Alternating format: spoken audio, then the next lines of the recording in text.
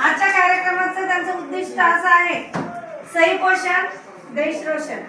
म्हणजे जर पोषण आहार जर चांगला असेल, कोणी असो मग ते लहान मुलांपासून तर म्हाताऱ्या माणसांपर्यंत, जर पोषक आहार असेल तर सगळ्यांचं आरोग्य चांगलं राहील.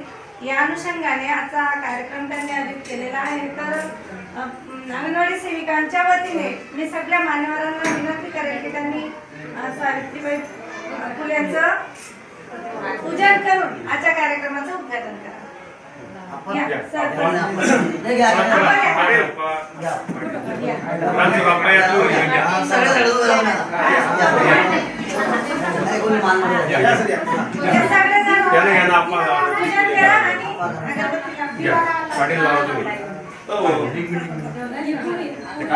काय